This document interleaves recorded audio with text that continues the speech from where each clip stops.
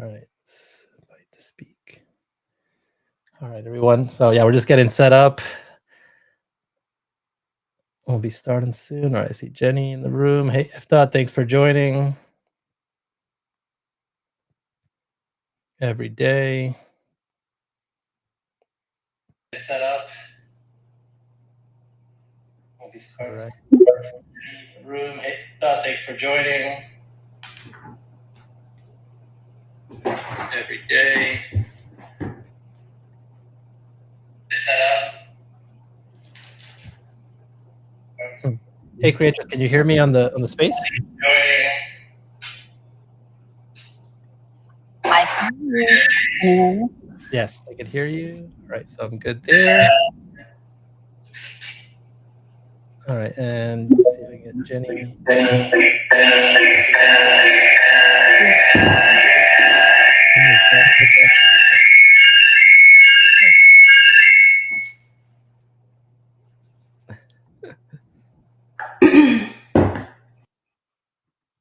Oh, you know what it was? Okay, I figured it out.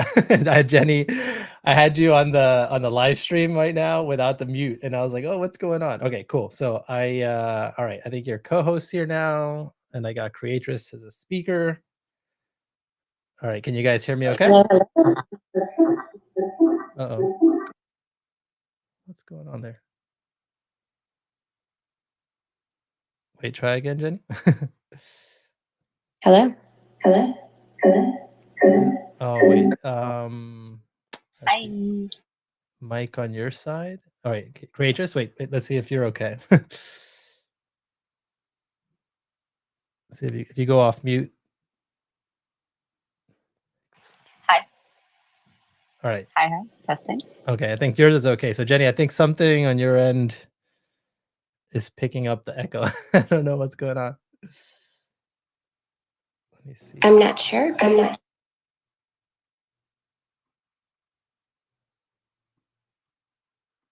Oh, you know what? Or what if I do wondering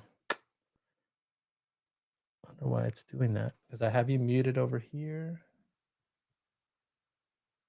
Volume down. Very strange.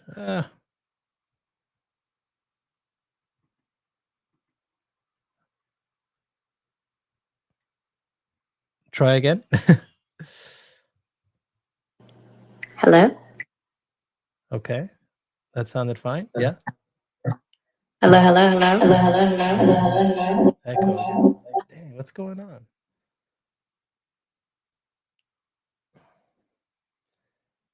What do we think? Do we just stick with the space?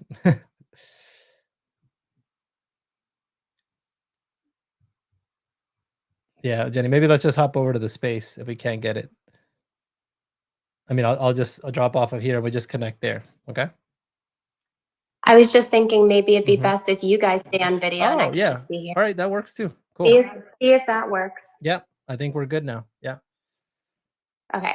So I don't hear any echo now. Yeah, so no, I think we're good. We're good. Okay. I could try on a different browser. I can't imagine that nothing's changed from how I normally do it. So, I mean, let me give it a go. Hold on one second. Let me try Edge real quick. Sure. All right, cool. While you do that, maybe I'll so apologies for people for folks joining on. We're also trying to do the video live stream at the same time. It's been a while since we've done it, so just having a little bit of technical difficulties, but appreciate everybody that's joining in the room. I see Chaz, F Dot, Everyday, Skip. Thank you guys for being here. Would greatly appreciate if you guys could like and repost the space, comment below, help us to get some more people in the room. We typically start these off with an introduction and just kind of giving a little bit of background on what the spaces are all about. We then do an introduction for our guests. Then we go into interview style questions. And at the end, we love to open it up for other people to join us on stage on the space. And just let us know how you're doing, ask questions, just kind of vibe with us as well. So this is a space, that I did start close to 2 years ago to shine a spotlight on talented artists who are part of the Web3 space. We like to do in-depth interviews to learn more about the artists behind the art. And in that process, we hope to bring greater awareness to artists, to foster new connections, and more importantly, to inspire people that have a creative passion to start a journey of their own in the Web3 space. It's a very inclusive space that welcomes artists of all nationalities, of all backgrounds, of all artistic styles, from seasoned professionals to emerging talents. We really try to bring a diverse range of voices from the Web3 community, and we like to celebrate how art and creativity bring us all together. So, with that said, I'm going to turn it over to my lovely co host, Jenny, to introduce our special guest for today. Thank you. Creatress Sarai is an internationally collected and exhibited 3D performance artist who is known in our space for her unique digital sculptures. She is a true pioneer in this space with collections on multiple chains. As an Indigenous Latina woman, she is a symbol of inclusivity in our space. Giancarlo and I are honored to have her on the space today, especially given that this is Hispanic Heritage Month. Welcome, Creatress, to the Web3 Artist Spotlight.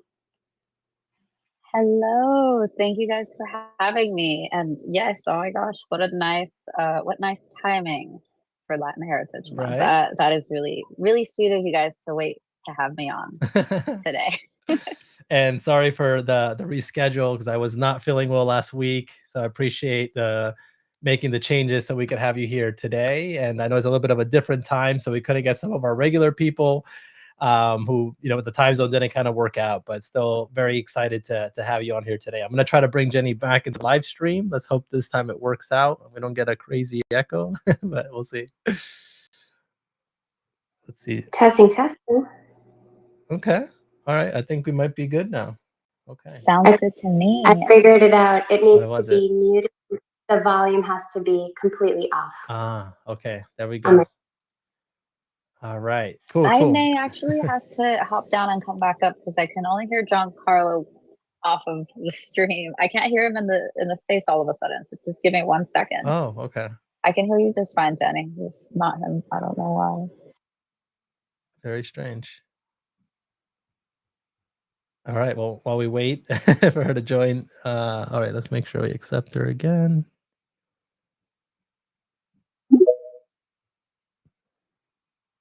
Okay, you good now, Creatress? Let's see. Good. All right. Awesome. All good. All good. We're all here now. We're here. Yes. Okay. We got through the technical difficulties. Awesome. So anyhow, thank you so much for being our guest today. We've been very excited to have you on the space, and also because being Hispanic Heritage Month, we thought, okay, perfect guest to have on this in this particular month, right? So I wanted to really kick it off with us, maybe you taking us a little bit through some of the key milestones of your artistic evolution. So I know your early days into art started with you making mud pies at age 6, and then you did like sculpture and glass blowing in art school, and now you've moved on to doing digital mediums like VR. Maybe you could walk us through a little bit of some of like those key milestones of your artistic evolution and how all these things have kind of helped shape your creative identity. Oh my gosh, yeah, we're going right into it. Well, Yeah. Yes, that's really cool that you heard about the mud pies, because I think as silly as it sounds, it's like the early humans were using mud and clay to build the first works of art, like Venus of Willendorf, Venus of Urbino, that was made from clay. So just don't hate on the mud. You never know. The most well-known works of art started there. So yeah, went from there to ceramics. Ceramics in 6th grade. That was like the thing that I remember the most. And we got to use the potter's wheel. So for me, I was 11 years old, using a potter's wheel for the first time was really cool. And then that's when I also learned about using your art as a means of doing good in the world. So at the end of the school year, we all sold the bowls that we made in art class. And we sold the bowls and did a fundraiser called Bowls for Hunger or something to that effect. And so you would buy a bowl and then you could show up to this pizza and pasta night at this restaurant, at a local restaurant, and fill your bowl with food. And the proceeds went to help hunger, either in San Diego or somewhere nearby. But so that was really cool, using art as activism in a way. And that was in 6th grade. And then after that, let's say the next biggest kind of milestone for me was starting art school. I also did AP art in high school, and that got me to thinking maybe I would want to study art in university. And that's what I did. And every single year was like my brain was just exploding. It's like learning life drawing with like real models, and you have 5 minutes to draw the model, you know, you have 30 seconds, and then you have an hour, you know, and it's just that that was wild to me. And then learning sculpture in school, and then learning glass blowing. That was another big part in my journey, right? Where it's like I now have used clay, I've used found objects. Now I'm learning how to do um, plates. Glass plates was the first thing, and then stained glass. I did stained glass also, and then I did beads with on a flame, and then I did glass blowing, which is a full-on sculpture made out of glass. So there's definitely been a lot Wow. of progression over time. Yeah. That's amazing. And I remember, you know, going and I did a trip to Italy back in, I want to say it was like 2009. You know, I remember going to Murano and seeing them doing like the glass blowing and how these people, and I mean, it looked so like technical and challenging, you know, to do that stuff, you know, and I was like, man, like that just must require like so much skill, you know, but these guys were like masters, had been like passing it down and all that. And when I saw you had also done like not just the sculpture, but the glass blowing too, I was like, man, that is so freaking cool. So that's awesome. And then Oh, thank you. and then you moved into like the digital realm as well, then doing stuff in VR. How did that start? Yeah, that happened. First of all, I want to go to Murano. That's on my Okay. bucket list. Like, I Yes. cannot wait to go there, and I want to do like glass blowing, like a lesson there with whoever I can, honestly. But how I got to virtual was I just saw a commercial, honestly, like a Hmm. Meta Quest commercial, or it was an Oculus commercial at the time. It wasn't Meta yet. It was Oculus, and they just had a commercial, and it looked like someone was making art in there, and I was like, that looks really cool. I want to try it. I've always been into tech. Um, but I think the thing that really pushed me to do it more was the restrictions with when it comes Hmm. to size and storage of art. Every single sculpture that I've made, I've had to store, or I've had to throw away, or repurpose, or gift, or whatever. And you start when you're prolific as an artist, Hmm. your house becomes like a museum. I don't know if you're if you could relate, but yeah, the storage thing became an issue, and I've moved a lot throughout my life, and it makes it difficult to move with a lot of paintings, because I can also paint. I have paintings, Hmm. sketchbooks. So virtual sculpting, like that all saves in the cloud.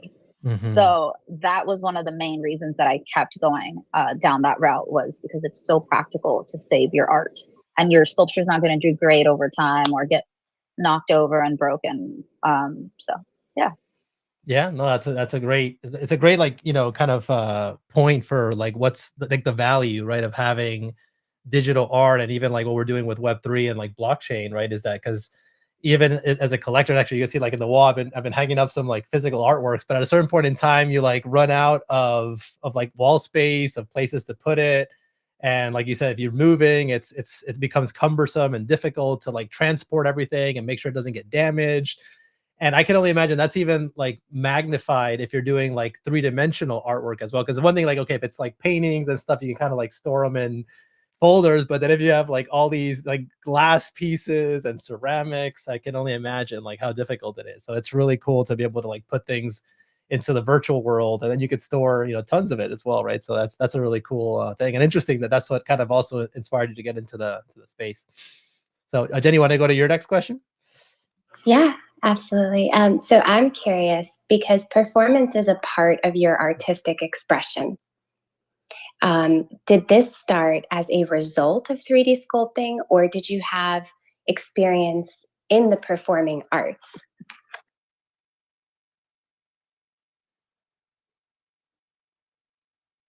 Sorry for the delay. I actually can't hear Jenny. I just Oh I no. read it on the captions, but I did see the question. I see the question. So okay, this started. I did have performance experience too. So what I do now is a mix of 3D sculpting using the VR headset and performance. Right, it's a performance art now, and learning just dance as a little girl early on. you know, I went to school in Mexico, first of all, and then this happens in a lot of schools, even here in the US, but over there, there's a big focus on like dance and like presentations. Like the kids in elementary schools, you know, do presentations for their parents, and so I always kind of had that in me, the performance little, you know, thing that I really enjoyed those things. And then in sixth grade, when I went to the museum school, I learned Balinese dance and gamelan, which is Balinese orchestra with like the classic instruments. So then we had to perform. We had to do dance performances in sixth grade as part of our curriculum. And then my family is Mexican and they love to dance, and that is just the culture of our family. My first cousin has been a dancer her whole life. I've always looked up to her. She did about 10 different songs for quinceañera, like choreographed things. I even did a choreographed dance for my quinceañera, a couple, including with like flips, like I was like upside down.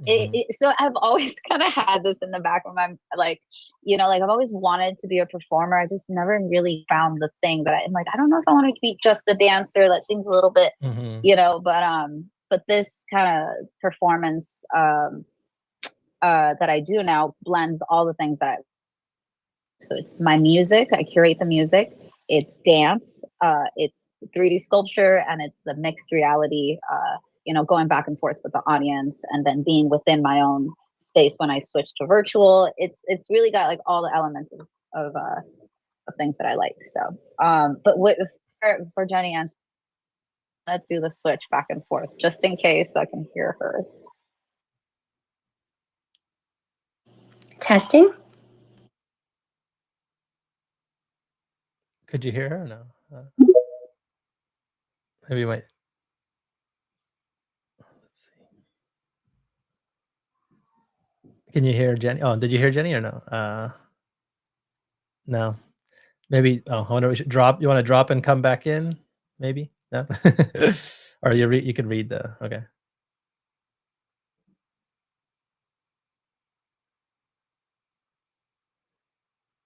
All right. She's dropping, coming back. Okay, testing. Hello. All right. Yay! I hear Jenny. I hear both of you guys. Okay. All right. Awesome. We're back. Okay. All right. Go, Jenny. Oh no, okay. I think that's great. She answered the question about how the performance art came. I think that's awesome, and I so can relate because I remember in the Dominican Republic we had like folkloric dances that we were supposed to put on and stuff like that. So that's dope that has its roots there for you. Yeah, I can Thank you. relate too. Like, because I did school like when I was younger in elementary, middle school in Colombia, and they made us. You would have to do like cumbia dances and merengue, and like it was like a part like you had to take like dance, and you had to like learn also how to play like the instruments, and so you'd like to have to grab maracas and stuff like that. So yeah, so I can like definitely relate to like having that, and then like dancing has always been like a big part of my family too. And funny enough too, like I actually choreographed a salsa dance for my wedding with my wife, you know, so we did like a thing where we started out like just like a regular kind of dance, and then I had the DJ like kind of like scratch the song, and then and then I just went into Calipa Changuero, and I had like it's like a salsa song, and then I had a like an edited version of it to like not so it wouldn't be so long, so that we have it like perfectly timed for the dance. So yeah. So I love that part about that your performance, you know, that you do that kind of stuff. That's so cool. I'm impressed. Okay, so we've all done a choreographed dance. I love this. Yeah. I know you guys would relate. Exactly. That's so dope. So so you talked obviously about the live performances. I love that it mixes a lot of this stuff that you like the music and the dancing and all that. So I'd love if you could maybe walk us through like what's your process like for planning out one of your live performances, like from like the music selection, stage setup, you know, conceptualizing maybe the artwork you're going to make, like how do you go about putting it all together, and how much of it is like preparation versus just being like spontaneous and like whatever comes out on stage? Oh, that's a great question. Okay, so technically for a performance, I usually the first place I start is how long can it be? Right? How long do I have on stage? And then based on that, I build a playlist exactly that length, or maybe like a minute less. I start with the low, kind of like the indigenous sounds, like instruments and music like that. I've got a few that I kind of go back to. And so I start with that, and then I start kind of ramping up the BPMs. It's kind of like starting with a warm up, and like first grounding and then warming up. And then there's, like usually a song or two.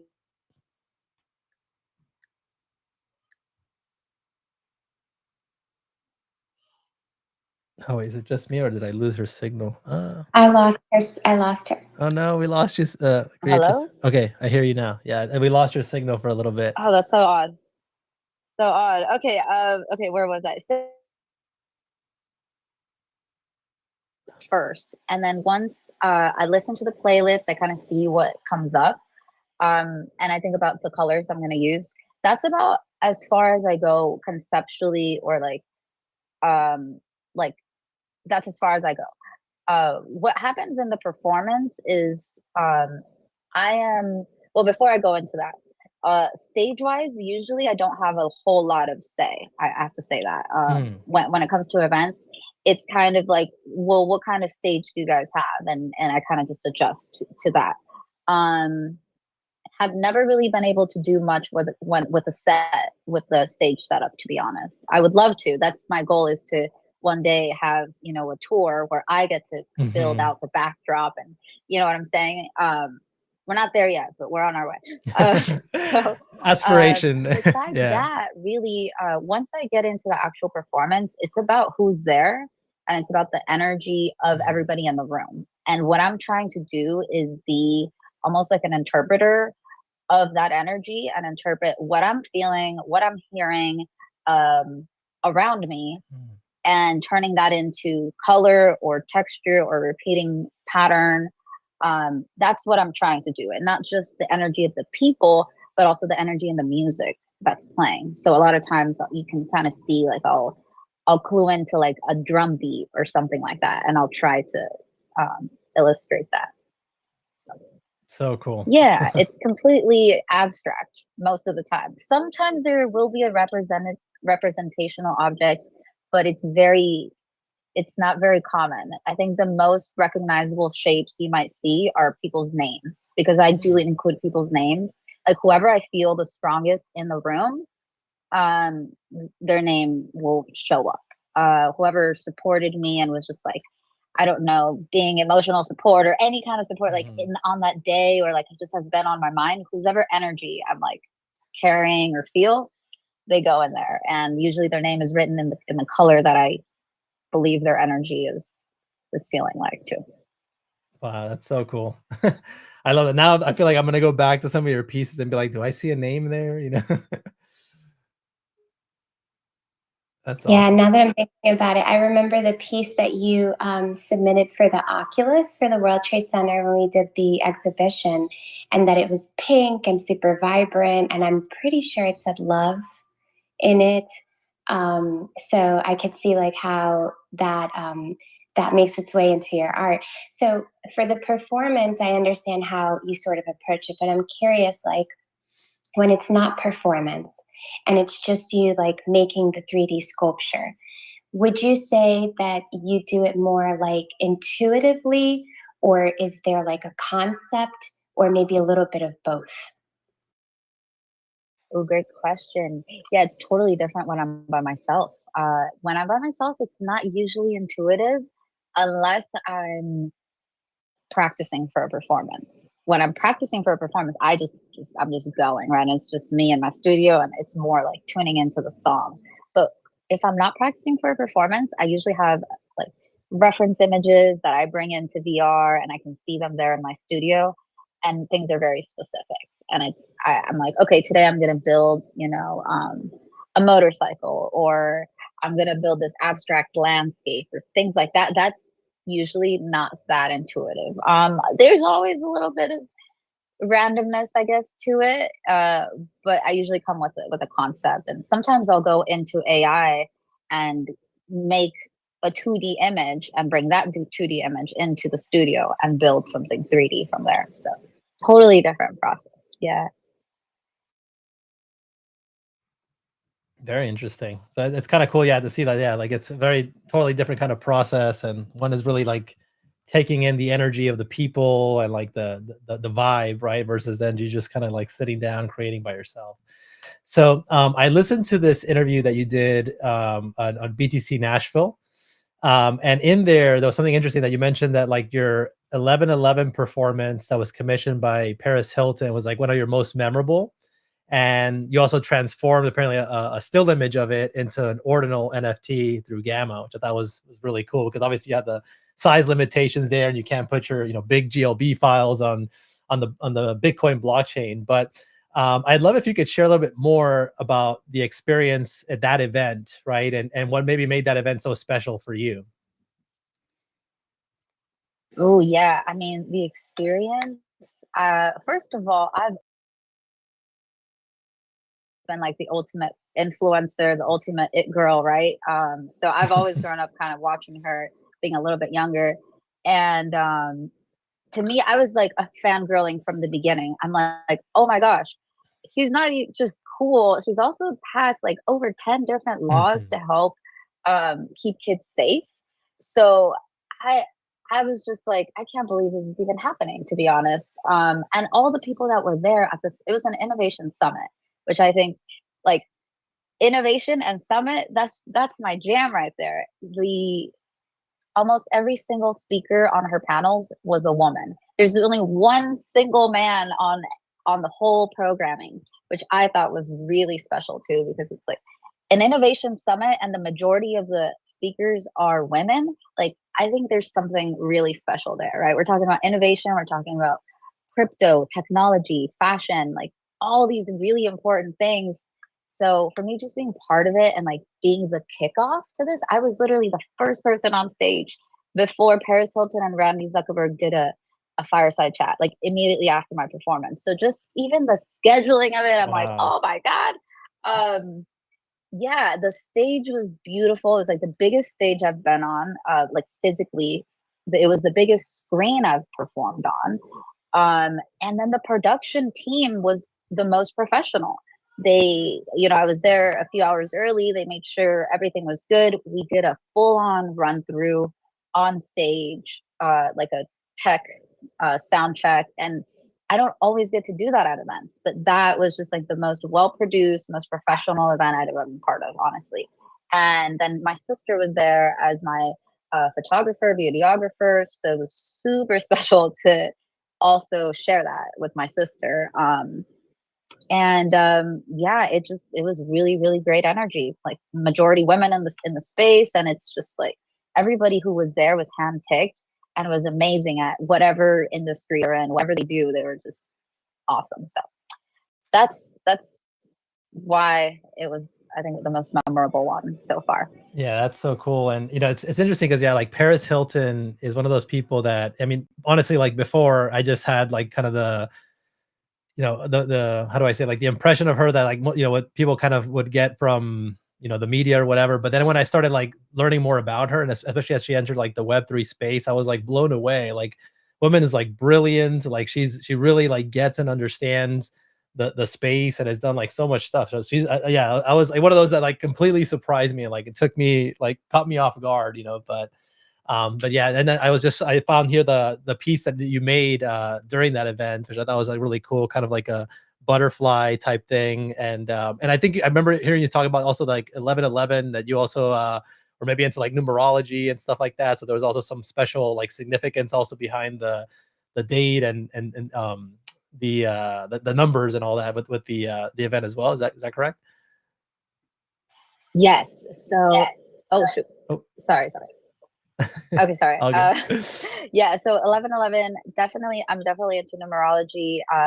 11/11, I believe it means a lot of things, but one of them is just like new beginnings, like the start of new cycles, things like that. It's and the reason it was called 11/11 energy was because the event happened on 11/11/22, Mhm. which was also the date of her first anniversary. So it was like her first anniversary, like event. It was pretty yeah, it was really, really cool. So I thought it would only be appropriate to call the piece 1111 energy, because this is the energy from that day, Yeah. from that event. And yeah, her name is actually written in the body of the butterfly. You can't really tell Oh, because it's meant to be abstract, but it's there. And I have a there. video where I'm writing out the name and placing it there. And yeah, for this one in particular, I used colors that I knew that she had in her branding for the event.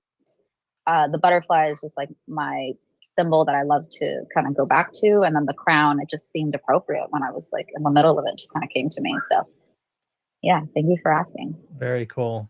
And I gotta say, I do love that they're all like GLBs, you know, so you can actually like move around the 3D image and like zoom in and look at stuff. I think it's so cool. Yeah, I love that there's little bubbles too, Mhm. and like there's nuances and details that are just great. So you had mentioned that you did glass work, that you did pottery. Obviously, you're known for the 3D sculpting, but I'm curious, would you say that that's your favorite medium of all of the mediums that you have worked with as an artist? And then maybe as a follow-up question, I'd be curious if there's a medium that you have not tried that you'd really be interested in. Oh, that's a great question. Okay, 3D sculpting, is that my favorite medium? No. I don't think I think 3D sculpting performance. Mm. Yes. But if there's another medium I would prefer, it would be glass blowing. Here's the thing though. There's some logistical and ethical concerns with glass blowing. That there isn't with VR. So it's like kind of conflicting, to be Mm. honest. So glass blowing is super expensive. Okay, if you want to go make something, it's usually about $100 per hour to go into a studio and just either take a lesson or just do it yourself. So that part, it's highly inaccessible. The other part is it uses a lot of resources. That's why it costs so much to do it. There's like a furnace, there's glass that has to be melted, there's you know an annealer, which is kind of like an oven that makes it cool, the glass cool down. You need to have your glass sculptures cool down for about 24 hours. So imagine you have to run an oven that very slowly comes down to temperature for about a. So as you can imagine, there's tons of resources that go into it. And me being a hippie planet loving environmentalist, we're dealing with weather right now, Mhm. literally, because of all the emissions and all the things, all the energy that we're using that we don't necessarily have to. So that's actually one of the reasons why I also, in addition to the cost, why I kind of pulled away from glass blowing a bit, but honestly is the most fun art form that exists. It's, to me, it's an art sport. Okay, it's not even that much technical skill in my opinion. It's like having like a healthy body, having enough stamina, like being healthy enough to be in a hot room for hours, to hold up a pipe, to be really close to like heat. It's a sport, and there's nothing like it except VR performance art, because I am dancing, so I do get sweaty there too. But it's just, oh man, glass blowing feels like you're doing a like you're an ironsmith or something. Like you are one of those like early crafts people of like humanity. I don't know. There's something about it that I really really enjoy. But yeah, very close second is what I do now. So cool. So cool. I haven't done it. I have considered doing it. There's something here in St. Pete connected to the Chihuly Museum or Gallery, Mm. something like where you might get like a class. So maybe one day, but I love that. And then just out of curiosity, if outside of glass blowing, is there a medium that you have not tried that maybe you'd be interested in giving a shot? Ooh, I'm trying to think. There are definitely art forms. I'm just trying to think right now what it which one I haven't tried. I can't even think. I can't even think of one right now. But what I would like, oh, I know, this is one that I've been wanting to do. DJing. So like Mm. making visuals for festivals, or like the visuals that are happening behind DJs, like that. That I want to try that. yes, and DJing too, but DJing isn't. I don't think of that so much as like a art. I mean, it is an art. Music is art too, but I'm thinking visual art more so. So yeah, DJing. I want to do that. I haven't tried that. Super cool. Yeah, I was just thinking, like, man, could we find a place in Miami to go do some glass blowing when we're there for the residency? That would be kind of a cool Why don't we idea. look into it? We should look into it. Yeah. Oh my gosh, yes, there are places in Miami to do that. I know there are because I have considered it every time I go to Miami for art balls. I'm like, why isn't there a glass blowing like event? Like, Right? yeah. So maybe this might be the time that you try it, Jenny. I don't know. Yeah, Might be your time. Might be coming up. I think so. I think we got to make that Let's happen. So, along those lines of those questions, one thing I was curious about. So I know you use tools like MetaQuest Pro, Gravity Sketch right now to make your VR art. And I was kind of curious about like how the experience of creating art in VR differs from your like traditional mediums like the ceramics, the glass blowing, in terms of like the creative process, the emotional engagement behind it. Like how different is it for you, like doing one versus the other in those aspects? Well, oh, sorry. Okay. I think it's all different. I mean, for me, with the performance stuff, it's all about engagement. It's all about connecting Mhm, with the audience.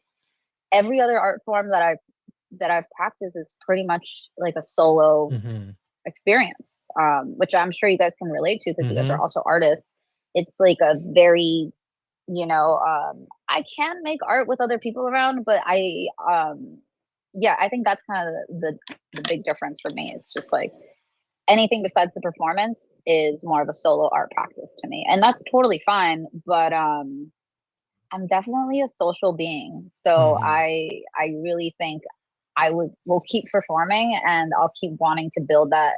Like, there's a very real energy that you feel when you're on stage and like people are looking at you on any level, even if they're not even looking at you. Like, there mhm, is an energy there, and it's just like it is the most interesting thing that I have experienced, and I want to keep exploring that because I have been behind stage at festivals before, and you can like feel the energy like a freaking wave, mhm. and that's also something that I have on my to-do list, is to do a performance in collaboration with an artist that's doing a big festival, like Ultra Music Festival in Miami, for example, or anything with that amount of energy in a Mhm. crowd. I think would be really, really interesting to describe in 3D form. So Yeah, yeah, no, sorry, I don't know if I answered the no, question yeah, very you well. did. I think, yeah, and I think that's it's really really interesting because it was getting me thinking about something too that like I've typically always like created art by myself, right? It's always been a very like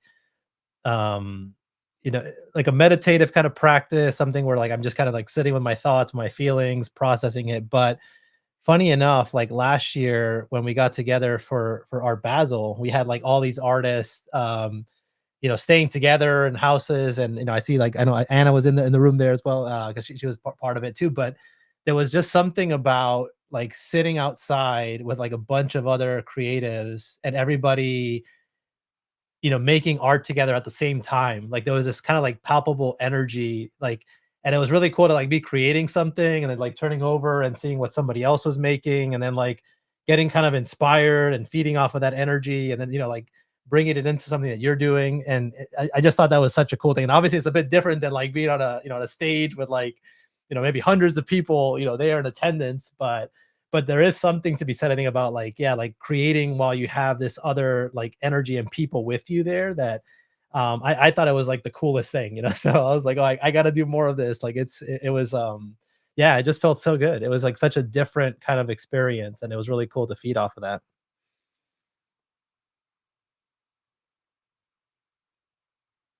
Well, I'm super excited to be part of the residency this time Hmm. around because I'm like just hearing you talk about it. I'm like, I got Yeah. FOMO Yeah. because I've been in that sort of situation where you're just like jamming. It's like I'm sure it's like musicians, when Hmm. musicians like finally like are jamming, is what they call it. I'm like, it feels. I think it's like that. I was only in orchestra for a little bit, but when it worked, it felt really cool. Like, oh, we're all playing our instruments and we're making something cool. Yeah, I love that. So I'm really dope. excited. By the way, guys, thank you for including me in the residency. I'm like super excited for both I'm of you. so I didn't go last year. I know there was a reason because this year's going to be like so much cooler. So yeah, thank you. For sure. Oh man, it's gonna be awesome. And I was just, as you were saying that, guys, like I was just thinking about how everybody tends to listen to music while they're creating, and how like the music part of like the process is also really cool to experience as in a group setting, because it's like, oh yeah, I like that song. Put that up. It's dope. It's good vibes. I did have a question about physical and then sort of like the metaverse. So, have you ever turned one of your 3D sculptures that you create in the metaverse into an actual physical sculpture? Like use it as a blueprint? Great question. Not yet. I haven't made anything. I haven't 3D printed anything yet. What I have done is I've made clothing with the 3D designs on it. So obviously not like it doesn't look 3D, but it's like a 2D image of a 3D sculpture. So for example, like some butterflies. I've got butterflies on my backpack. Actually, I have one right here. I'll show you. Kind of close enough. So I've put it on a fanny pack. This is one of my early sculptures. It's hard to tell, but it's like a very abstract butterfly. Literally one of the first NFTs I ever minted. So that's on a fanny pack. I've also got like a backpack. I've got dresses that I've put on, that I put the butterflies on. I have a dress that I performed in. So I built the 3D sculpture. I made a dress of it, and then I got booked to perform. So I wore the dress while I was on stage building a different 3D sculpture. so nerdy, so meta. But yeah, no, I haven't built an actual 3D. I haven't printed a 3D sculpture yet. So far, it's all just been wearable stuff, because I love to wear my own designs. That's one of the things that I've also gotten into. Before even VR, I was creating designs that I would wear, because I just, why not? Yeah, heck yeah, you should wear the art. Yeah, it's like the best advertisement in a way. Because people are going to be like, well, where'd you get that from? It's like, no, I made it. This is mine. This is my design. Yeah, So super duper cool. Yeah. Go ahead. No, I was gonna say, because I was remembering, because I was thinking about like your outfits and stuff, and I remember always seeing you like wearing like hats and these kind of like kimonos and other things like that. I'm like, did she make this? Because I'm like, they all looked like very unique, like some of the styles and stuff like that. So I was curious if those were also like original designs. Oh yeah. Well, not everything I wear, of course, and the hats. I can't take credit for the hats. Although I have considered kind of blinging out a hat. I haven't done it yet. But I will say, like the robe that I've worn a lot recently, like that one, me and my co-host for our show, There's Layers to This, which also just happened earlier a couple hours ago. We designed those. We designed a few different things for our show. So we're really into it. We're pretty much anything I wear from these days, it's gonna be something I created, because it's just the most fun, and I love it. So if you guys ever need any designs, let me know. I got you. I'll help you out. If you want a custom silk robe with your name on it, like a total G. I think Jenny wants one. Yes, Jenny from the block. She needs one for sure. So, Let's go. Yeah. I love that stuff. That is so cool. So I was gonna ask for you to maybe do like a little tour of your spatial sculpture gallery, but I'm having trouble connecting to the to the site right now. So I'll jump to like the next question that I had, until I hopefully can get it loaded, and we can do a little tour here for the live stream. But one of the things I was going to ask you was, maybe for somebody that might be beginning their journey into creating art in VR, maybe is curious about creating art in VR. What advice would you give them in terms of tools, mindset, overcoming any initial challenges with it, and maybe what do you wish you had known when you first started in that medium? Yeah, for anyone who wants to get. Oh no, wait, I think I lost you for a second. Hold on.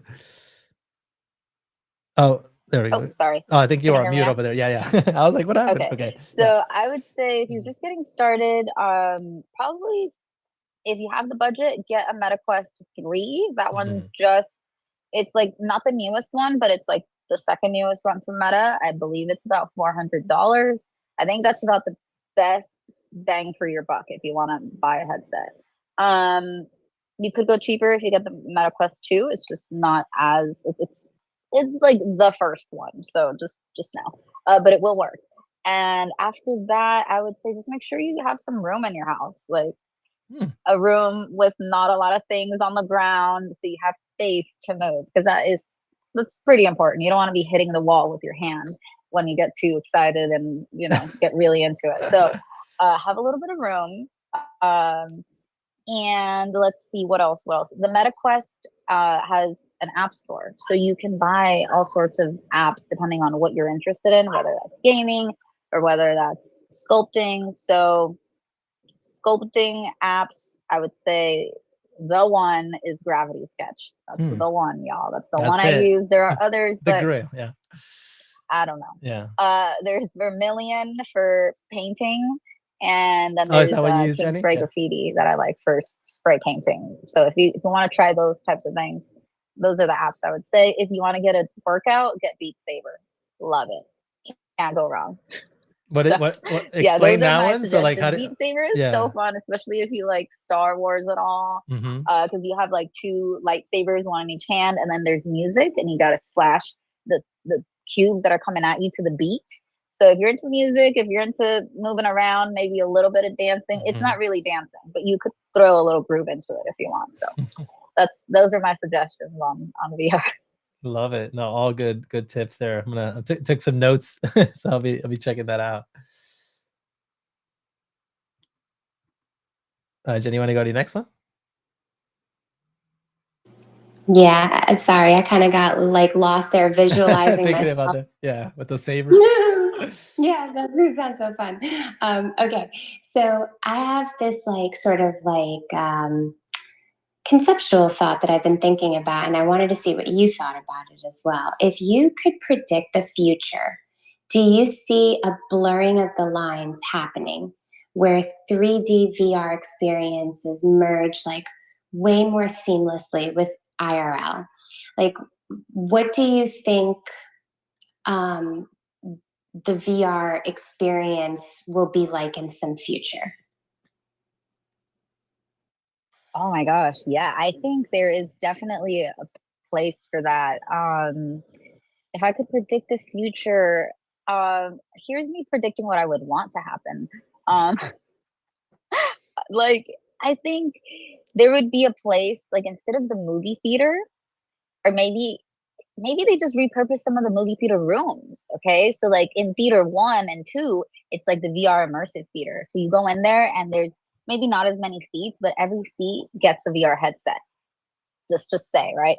And maybe the screen, there's a big screen like usual in a movie theater, but then everybody has VR headsets. So you can actually be fully immersed if you want to. And if it gets too much for you, you can just take it off, set it right next to you, and just watch like the movie itself. I think that might be kind of cool. There's that. There's also, I think what would be cool is if there were rooms, maybe like those immersive rooms with all 4 walls have LEDs. Okay, so now we're not talking necessarily VR, but imagine if you were in one of those rooms and that's where you watched a movie, or that's where you had an experience. And what if the chairs were like spinning chairs, and so you could like look at any side of any part, any one of the 4 walls. Like, oh my god, I don't know. I could go Heck on and yeah. on, but like I think I that's love where it. I would start. No, heck yeah, that's awesome. I love that so much. I would want that too. I would definitely pay for that. What about if there was like, it was also massage chairs and there was aromatherapy? Like, I mean, there's just Yes. it could go hard. And Right? oh my god, what if you could wear a massage? What if you could wear a headset, or like some kind, like what if headsets were really thin at some point, right? What if it was an eye mask almost that you could wear while you're getting a massage, and then you could like be really like on a beach in Hawaii, or like just having a crazy like journey through space while you're getting a massage. Like that sounds really fun. Oh, it just came to me. I want it. Yeah. No, I love that. I would want that. And also, like you just mentioned the smell. So it would be Smell. like visual, tactile, and then on top of it, like a smell component. Like it would literally hit like all the senses. That would be so dope. I love it.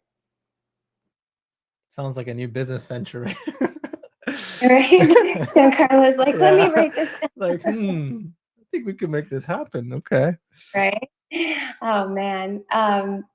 So I did have another question, which is you mentioned at some point in the beginning about like working with another artist. I'd be curious, like, what are some artists you would love to collaborate with? Well, a lot of artists in the space, visual artists mainly.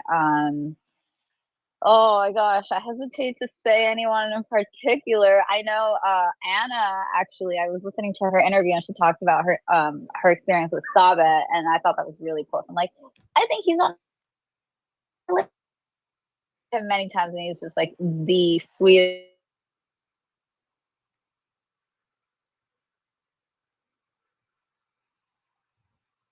Oh no, I lost it. Is it just me? No, we lost you there for a second, Creatress. Okay. Hello, hello, Yes. Okay. We hear testing. you. Yes, we hear you. You're back. You're talking about Sabit. Hey, I'm sorry. I don't know what it is. I didn't do anything. I didn't click anything. But I would say Alisa Bet. Mhm. Okay, because he's amazing. Every interaction I've ever had with him has been really pleasant, and just yeah, nothing but great, amazing art that I've seen come from him too. I would say him. I would say I think it'd be really cool to collab with Drew Shoes. He does the photography from like really high up buildings. I'm scared of heights, so I don't know how that would ever work. But it would be cool. And Clear Silver, I think that's what when I got cut off. Clear Silver, I think would be incredible to collaborate with. Yeah, and I could go on, but I also want to talk about musicians because musicians are kind of the people that I have my sights on with in the space. Eunice and Tyspectives, they performed with me in New York, and we did like a 3 woman show. It was them with the music and me doing the VR, and that was so fun. Like I thought it felt like I was in the Spice Girls. I felt like I was in Destiny's Child. Destiny's Child is really what the more appropriate because there's 3 of us. Yeah. So it was the coolest thing I'd ever experienced. Like we were all on stage, everybody's doing their thing, and oh my god! So I want to do more of that. I would like to collaborate with Sabrina Carpenter, Taylor Mhm. Swift, Beyonce, Shakira, and Becky G. Those are at the top of my list. Dolly Parton would be nice too. Um, yeah, I just like everyone that has a song that really like gets me going. I want to perform with them. Also, Stick Figure. I know I was talking all about female performers there, but also Stick Figure, which is a reggae band. Gypsy Kings, Andrea Mhm. Bocelli. I'm Mhm. down for all of it. I want it all, guys. I want because listen, every single song, every single Mhm. musician Mhm. has a different energy. So I'm gonna create something entirely different and feel entirely different on stage with them. So I think it's worth exploring like all the best music there is. Yeah, someone that's got a very eclectic taste in music. As you were like, going off the names, I'm thinking like, oh yeah, oh, ooh, yeah, just thinking about like how where you could take it, because of the different, like such different styles. But yeah, no, that sounds awesome, and I could definitely see like why you'd be so excited to want to partner and collaborate with like musicians, and because you could feed off of like the performance, the music, the vibe, with the audience and things like that. So yeah, that makes a lot of sense, and I think it'd be so cool. So if anyone's listening, book Creatress for your next performance. All right, so where I wanted to go next was in a post I saw from May, and I'll pin it up here and on the other side as well. But you had shared that you became a mom at the young age of 20, right? And that growing up alongside your son Atlas has been both, very challenging and also like the greatest joy of your life. And I was curious, like, how has motherhood maybe influenced your art, your creative journey, and in what ways maybe has Atlas inspired or shaped, how you create the work you do today? Oh wow, what a great question. Yeah, it has been such a cool journey. Literally feel like we've grown up together. You know, when you're 20 years old, you feel like, I don't know, you're not like You're not fully an an adult, adult. really, yet. I didn't feel like one anyway. Yeah. So yeah, no, how has it shaped? I mean, it changed everything. Mhm. I was in art school when I had him, so I actually took a break in between school. I withdrew that semester, which was wild to me. I was like, oh no, will I ever come back? And of course I did, and everything worked out for the best. But yeah, no, that shaped everything. So I also moved after I dropped out for a little bit. I moved to San Bernardino, and that's where I went and learned glass blowing. Like while I was recovering from having him, and like when he was really really small, there was a community college that was there in that city, and they had glass blowing. So I was like, you know what, well, I'm not by San Diego State right now, but I can take a couple classes just to stay in the game, and that's when I learned glass design, and then glass blowing, which is, like I said, my favorite art form. So indirectly he took me in that direction and put me Mm. in the way of that. um More so than that, I mean, I've always tried to teach him about art. We went to the children's museum a million times. He would play with like clay. They had little clay stations there, and they would always have some kind of art project. So it first it started as like a very neat thing, and then it became, let me show my kid how to, play with paints and paint his own.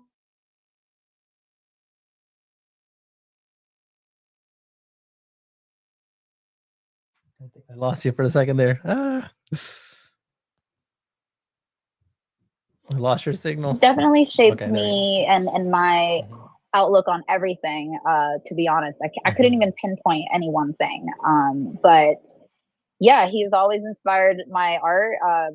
Back in the Okay, I'll tell you one thing I just remembered. Mhm. When he was in the womb, I started painting with watercolors on like the Mm. size of the fetus, right? So if you've ever been a mom, you might know that there's these like little updates you can sign up for, and every week they tell you, oh, your baby's Mm, yeah. The size of, yeah. Oh, no, wait, we lost you.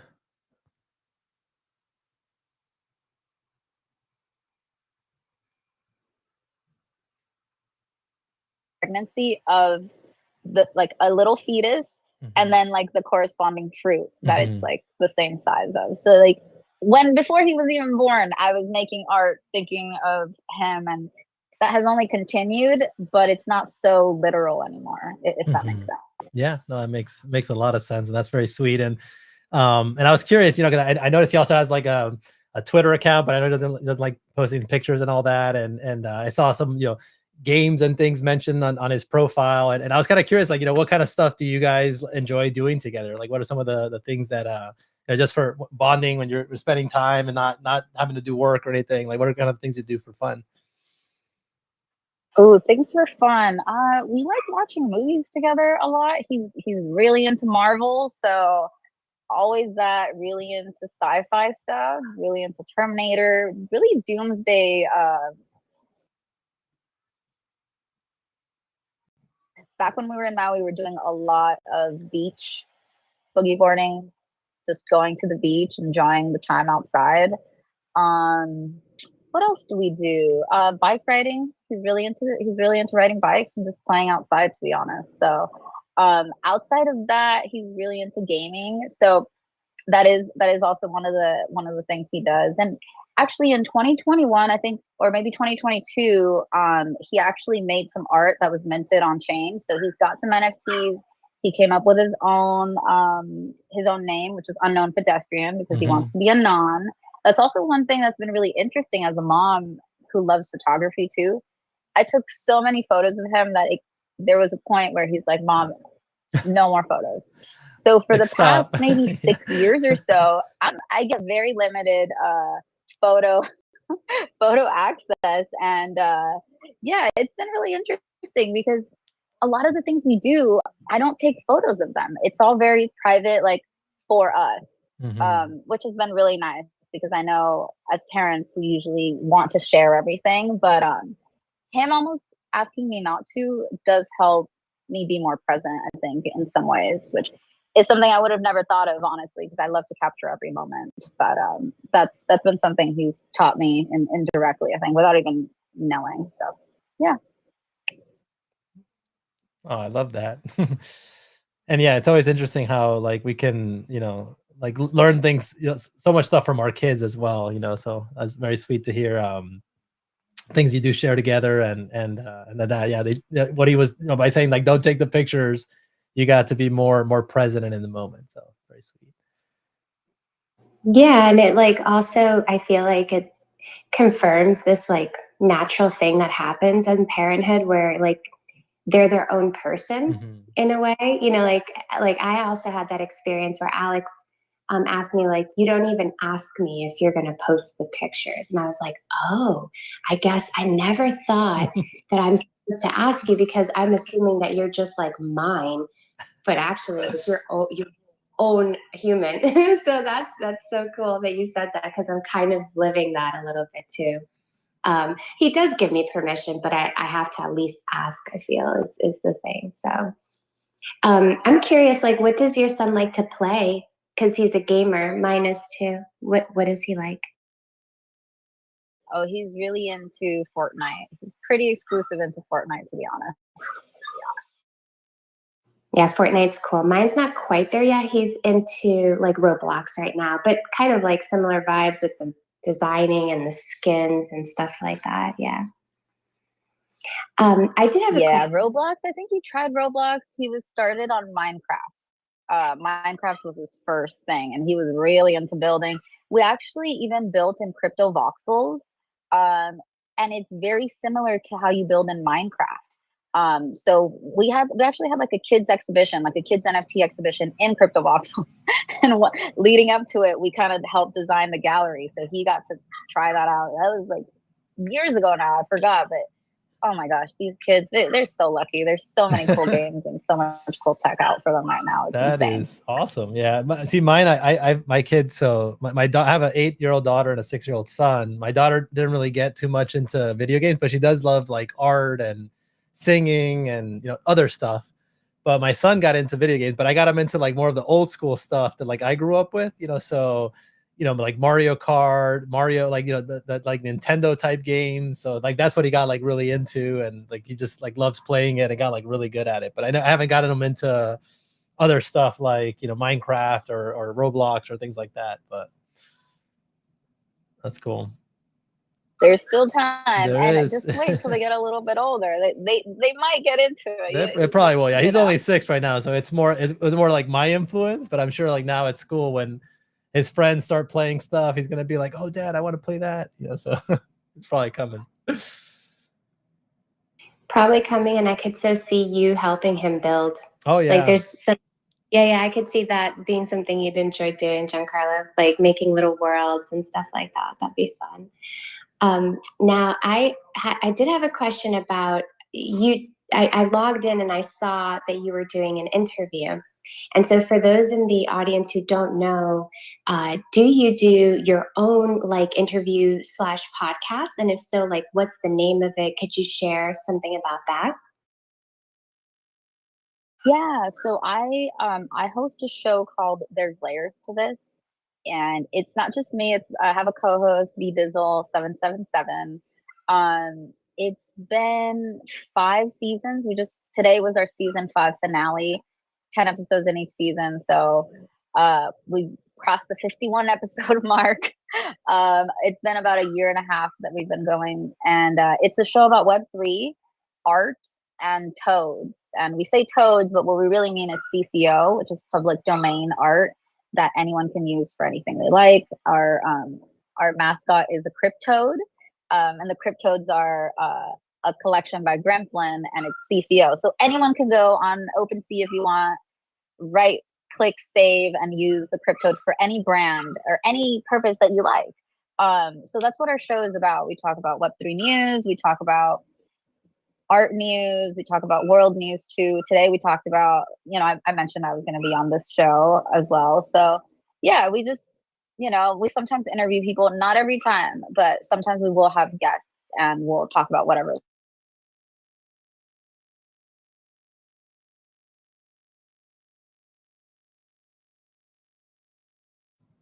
We lost your audio for a sec there. Oh, there we go. You're back. Okay. There's layers too is the Yeah. handle on X. There's layers too, like TO. It didn't let us pick the whole name. It didn't let us put the whole name. There's layers to this, a little bit too long of a username on X. So there's layers too where you can find it. Thank you.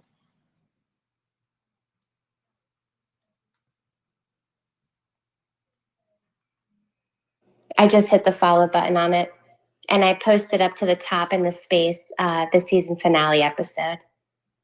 So everybody can check that. Thank you. Congrats on 5 seasons. Fun. That's yeah, awesome. we just shot that in person. So I know how you guys do this show, and you guys are in 2 separate places. We did our show like that for a long time, and now that I'm in San Diego, we've gotten a chance to do them like in the same room, and so yeah, it's super fun. That is cool. And rare. Yeah, that I mean, yeah, being able to do that together, that's awesome. I was just looking at the video that Jenny posted. I'm like, oh, that's so dope. You guys are in the same space. Yeah, that would be nice to do. I feel like we did it one time, no? One time so far, Giancarlo? I think it was in New York. Yes, in New York. Yeah, that we got together with who was it? Hudasaka and Carolina. Carolina Cotto, and yeah. I think having it like in the same space is like a totally different experience. I really enjoy that actually. So I'm looking forward to doing that. And maybe actually now that I'm thinking about it, maybe we could sneak in like an hour in Miami and the 3 of us maybe do something that'd be kind of fun. I like that. Oh my gosh, you read my mind. I was like, why don't we do this Miami? We should totally do that. And one of the things I was thinking about, Jenny, but I wasn't sure like how to make it work, is because when we have Mumbot later this month, she's also in New Jersey where I'm at. So I was like, oh, could I get her to like come, and the 2 of us be in the same place, for the for that episode or something. But so yeah, I still got to figure out like the logistics of like how to make it work. But I think that'd be dope.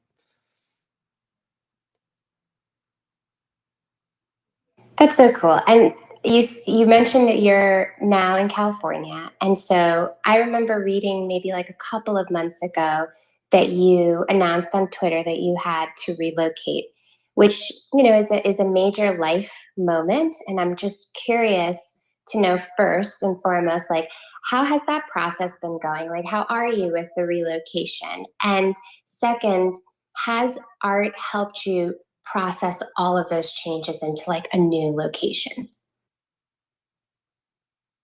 Yeah, well, thank you for asking. Yeah, it's been a bit of a rough transition, to be honest. Going from like the most beautiful place I've ever lived to a very beautiful place still, but I am now in a city as opposed to like a very an island, literally. So the changes have been a little bit difficult to adjust to. Just being surrounded by so many more people. I was like really in a very zen environment before, like isolated in a good way.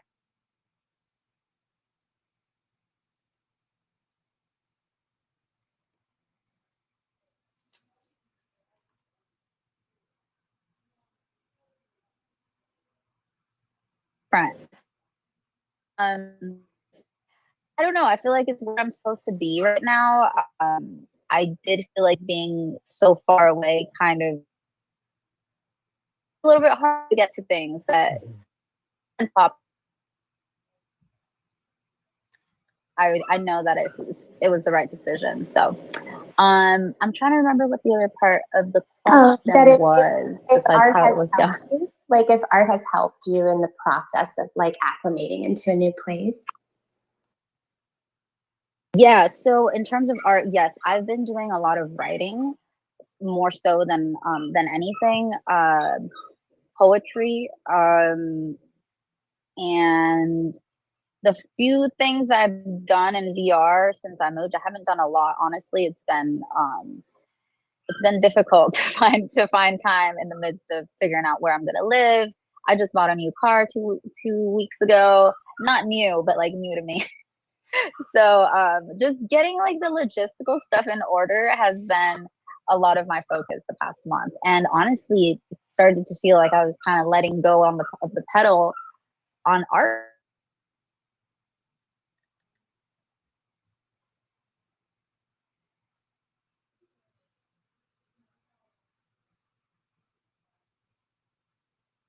A little bit more manageable, and I'm feeling a little bit more grounded than I was these past couple months. So yeah, art's definitely helped, and more than just like writing or creating to process emotions, I think it's helped be like my anchor of like, hey, I know you got all this logistical stuff, but art is there and it's waiting like every day for you to make more or to send it out for other people to see it. And that's been really helpful because I'm like, I have a goal. My goal hasn't gone anywhere, and it's like, it's a great anchor to come back to. That's great. I'm really happy to hear that. Yeah, and as someone that just recently has gone through a move, I can relate to a lot of what you said because it's like it could like totally rock your world. It's like very unsettling, and it's a lot of work, and your routines and everything get like uprooted, and yeah, so it can be like really challenging. And I can imagine like moving from somewhere like like a paradise like Hawaii. I mean, it's gonna be so hard, to leave that. I remember I went there like on a vacation like back in this was like 2008 or something, and we went to like Maui and the Big Island and for like 9 days or something like that. But I like absolutely loved it. We did like all this hiking, off-roading, went to like waterfalls and beaches. I mean, I was like in love with this place. Like I literally wanted to like move there after I went. So I can imagine like being in that kind of a paradise and having to like leave. It's got to be so hard. So, but I'm glad to hear that yeah, that the art and some of this stuff is definitely helping you through the process. So it's nice to hear that. Thank you. Yeah, friends have really helped. Friends and family have also, like the I came back to. Bad. In Maui, I didn't have as many like old friends and like kind of those like long-term relationships that I was so used to seeing. So coming back like that has been really, really nice too. Well, that's definitely good. I'm happy to hear that. It's good to have anchors of all kinds for sure. Yeah. Um, you had mentioned that if you collaborated, like you would go for musicians, and your taste in music was, very diverse, which I can totally relate to. I'm curious though, like, what type of music do you enjoy dancing to? Ooh, okay. Mainly reggaeton. Hey, So hey, let's go. Love it. yeah, like Bad Bunny, or like even like Peso Luma, like that would be really cool for a collab. But yeah, I keep thinking that we need to have more events where we have like Latin music. It doesn't have to just be reggaeton. It could be cumbia. It could be like all the things. Why don't we do that? I don't know, but I would love to perform at an event that was like Latin centric, inspired, any of those stuff. Yeah. Again, we gotta put that Man, on the itinerary from Miami. my wheels are turning because I'm like, well, Yeah. surely there's got to be at least an hour that we could dedicate in the set of the music at the exhibition for just Latino music. And I mean, what more appropriate place than Miami, right? I mean, So, come on. Yeah. I really agree. I think that should happen. I might even be willing to put my headset on and do a thing for that hour. Maybe not the whole hour, but like during that fiesta. Oh my gosh, I think that would be really cool. But I can only agree to do that if everyone who's there also agrees to dance. oh, That's my only stipulation. Count me You in. got us. Let's We're go. in. Yeah. We're definitely in for sure. All right, so yeah, we got to try to make that happen. So yeah, we got a list now. Glass blowing. We got got to get some Latin beats up in there. Let's do it. All right. So one of the things we also ask all of our guests is, and this is because we don't love movies, is what would you consider to be your top 3 favorite movies of all time if you had to pick only 3? Oh, that's so hard. That's so hard. Okay, all right. I'm just gonna not even. I'm not gonna think it over. I'm not gonna overthink it. I'm just gonna say, What Dreams May Come, Mm, in no particular order. Okay, but What Dreams May Come with Robin Williams. Y'all, if yeah, you haven't seen it, you gotta see it. It's like a artist's freaking dream. That one. And then Interstellar. I'm a total sci-fi nerd, and Interstellar is not just about sci-fi. It is about space, but it's and also love about and love and connection between a parent and a child, and also like love, like romantic love too, transcending time and space. Like, oh Mhm. my god, Interstellar, go watch it. The I actually third one, rewatched that. That's one of my favorite what movies would be the too. third one? Oh my god, this Yeah. is hard. I don't know. I don't even know if I can't even think right now. I guess any of the Star Wars movies, probably Episode 3, because it's so intense. Episode Wait, 3. episode 3 is when Anakin becomes uh Darth Vader, Mhm. right? Yeah. Yeah. Yeah, Yeah. and it might seem a little crazy, but I think it's just because it's such an emotional thing, and you realize finally, like how could someone so good turn into Mhm. someone bad? And then you realize it wasn't because he was trying to be bad. He was trying to save like his lover and his unborn children, and that's what. And so like that to me, like I just remember the first time I watched it, I was like crying. I'm like, oh my god, like I get it. Like he wasn't a villain. He Yeah. started as anyway. No, I'm so there with you. I often think that, like, in art and like literature, we focus a lot on the hero's journey, Mhm. but like the villain's journey is also super Mhm. valid and super important and relatable, you Yeah. know? So, Yeah. yeah. Well, and also I think what I love there too with like storytelling like that is it's blurring the lines, right, and showing the gray, right? Because a lot of times, like, people get portrayed or painted as black or white, right? But there's a lot of like gray in between. And somebody that could be kind of portrayed as a villain, like they may not be entirely bad, right? Or like understanding that story of like how they got to where they are and why they're doing what they're doing is it can be really interesting. So I love that you mentioned that one too, because yeah, I remember watching that, and you know where it's going too, right? Like you already know, like in episode 4, he's already made her, but like to see like how it gets there and that evolution of the character and all that is, it's like, wow, man, it's crazy. It's really good storytelling. And yeah, Anakin, you're breaking my I heart. know. Why? But yeah, Dang, and that long. yeah. I love that you also mentioned What Dreams May Come. That was actually one of our guests that was earlier, like in the summer. Cece, Christine Clue, was also like one of her favorite movies as well. And Interstellar, yeah, I actually just recently watched it because I was on a flight, and like I love that. I love all the Christopher Nolan films, but that one in particular is like so good. And I rewatched it, and again, I'm like, oh, it's like I just remember again, like, oh, why I love it so much, and yeah, like all the stuff you mentioned there. It's such a good film. All right, let's see next question. I'm glad you guys approve of my picks. Yes, Thank you. I definitely. feel validated. Just Great oh ones. no, I'm happy to hear you guys like those too. You've seen them.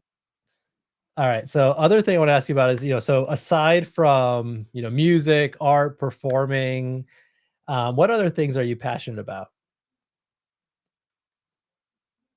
Oh, that's a good question. I'm passionate about having fun. I'm Hmm. passionate about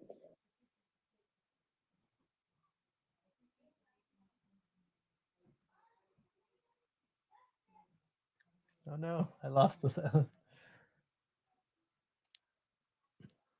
just being mindful of your impact in the world, whether that's like environmental, whether that's Mhm. like minding your energy and how you use it around others, and how that affects other people. Definitely really into the environmental thing too. I About 12 years ago, I switched to being vegetarian to help reduce carbon emissions on my part. Not just that, but also like I care a lot about animals, very passionate about animals. Any animal I've ever run into, immediately am in love.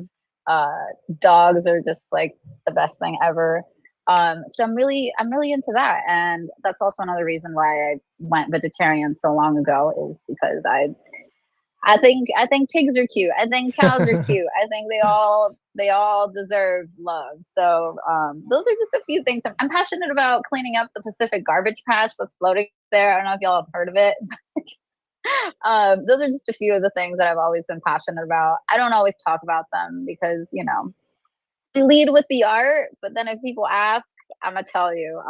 Definitely passionate about, also think something I care about is like immigration. I want to just remind everybody who might be from Latino heritage or any of that we were here first, and don't let people make you feel bad. Just don't. All right. I've always lived near the border. I was born in Mexico on the other side of the border. I live here in San Diego.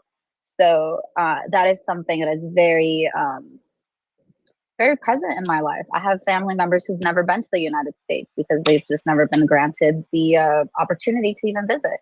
So we won't go into that, but you asked what I was passionate about. Those are just a few of my things.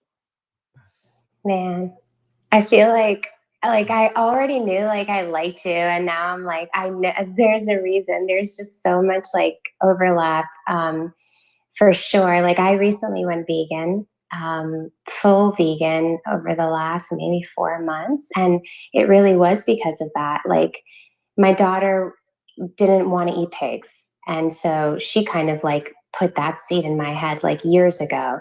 And then I'm big into going on nature walks because I'm by the computer so darn much that I like have to break away and be mindful of my like mental health. And when I do that, there's cows here, which is like crazy. Still, I've been here for over 10 years, but like I grew up in New York. So like we never saw that kind of like amount of nature. And so I started going up close to the cows, and they would come to me and they would like moo, and I'd be like, "Oh, this is just way too like real." And sooner or later like the thoughts started to connect, and I was like, "No, I'm good." And if I don't actually have to, like, and I can still get the nutritional value, then I'm definitely gonna go with more plant-based as my option. So that's good to know, because then that means that you and I could definitely eat some of the same things when we're in the residency. I know Sarkis is also vegan, so we've got the like the plant-based crew set up there. That's cool. And then, man, yeah, what you said about immigration hits. I had a piece that got selected by the UN recently that was about that, and it was inspired by Carlos's sisters, because one of them immigrated here and then didn't do what she needed to do paperwork wise, and so now she can't go back to the Dominican Republic, which is super unfortunate. And so for 22 years, she had not seen one of the other sisters because the other sister couldn't get the paperwork to come here. And finally, like literally a month ago, they reunited. And so I just like, it blows my mind that humans have created systems where like the human component has been lost. But yeah, so all of those things just hit so much, and I love that about you. And of course you can't lead with that, because I feel like once you do, like it starts conversations. Even the food thing, it's like you never know how people are going to react to it. But it's dope, so I love that, and it just added another layer of appreciation for you as just a person and a creative. So love that. Thank you so much. Yeah, I honestly, I felt even about before I even said it, I was like, should I even say this? So I'm glad I did, because I know it can be polarizing. Even saying like, oh, I'm vegetarian because of this, and immediately I feel like it can have, because I've had a million conversations even about being vegetarian. You going vegan, that's like you're really going for it. I'm so impressed and proud of you. But people sometimes hear that and they take offense because they're like, oh, I'm not going to change what I'm doing.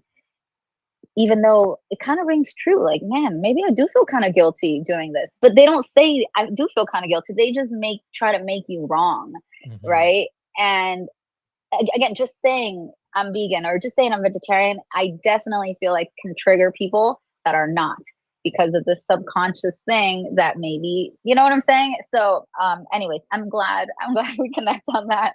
And I just wanted to send an extra big warm hello to everyone out there who's also vegetarian or vegan. We love you for that. We love you all. Everyone else, we love you too. But just a little extra. A little extra.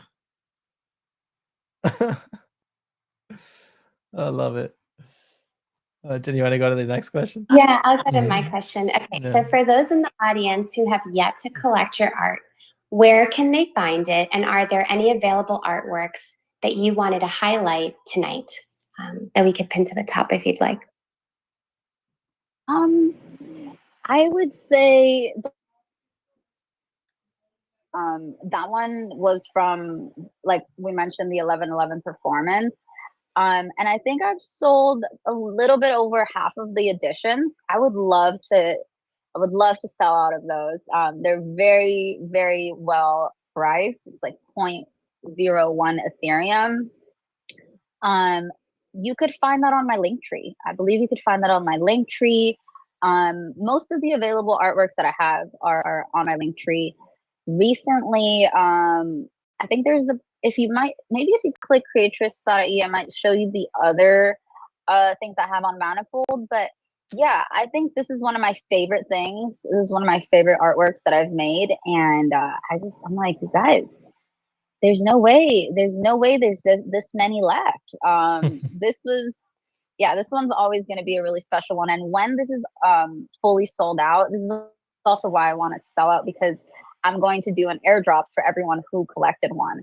The thing about my performances that I guess I didn't really touch on was that every performance, I use layers, like in Photoshop, like in Procreate, there's layers, right? And so there's hidden layers always. So right now you can see the butterfly and that, but there's layers that I hid. So for the airdrop, I'm going to unhide some layers, and that's going to be the airdrop. It's another 3D sculpture created on that day, but that no one can see because I chose to hide those layers for this first mint. So that's the one I would say. Any other stuff, you can find it on my link tree. And I will be dropping an ordinal very soon on Gamma. It'll be my second ordinal, and that's going to be the 3D sculpture that I made during Bitcoin Nashville, which was my last performance. So that's coming out soon. haven't decided what day, but it's coming. Cool. Super dope. I have a question immediately just popped into my head. With your file size, how do you do that on Gamma? I'm just curious. Well, I'm going to ask for help on that, because the first ordinal I did was, like John Carlos said, it was a JPEG. It wasn't a 3D sculpture. But I heard there's been one person that I've heard about, I believe it was Blessed, who inscribed 3D sculptures on Bitcoin. He was like the first person to do it. So I'm going to find out from him, and I'm going to find out from the Gamma team. One of the people that works at Gamma, his name is Brett. I can't say his last name, but his name is Brett. I'm sure you guys have seen him around. He's really helpful. So I'm going to talk to him and ask. I don't know yet. I'll report back, Jenny, but I am worried about the file size. That's why I've been waiting for the tech to get a little better. So yeah. Very cool. Awesome. Yeah, I worked with him for the LATAM group drop that they did with Xverse in Espanol. So I'm familiar with him, and he seems like a great guy. So I hope that'll happen. And dude, when it does, I really feel like that's so different and novel that I could so see that being something that like really hits with that community. Talk about also like kind of a historical thing. Like if it's one of the first like 3D, kind of pieces minted. I mean, that's like down the line, that'll be like collecting like the pizza Bitcoin, like it'd be huge, so yeah, some alpha there for the people. And I was interested when you were talking about like the layers. I wonder if that like the name of your show, like it was a play also on the fact that there's layers to this, to like your artwork as well? Oh yeah, oh yeah. The name for the show is like multi-layered, right? So Hmm. I'll just tell you real quick. The mascot. I go like this because I was wearing the jacket earlier, and the mascot was right here. But it's the cryptode. The trait, his skin trait, is tabby, which is like a tabby cat. Mm. And one famous tabby cat is Garfield. And Garfield loves lasagna.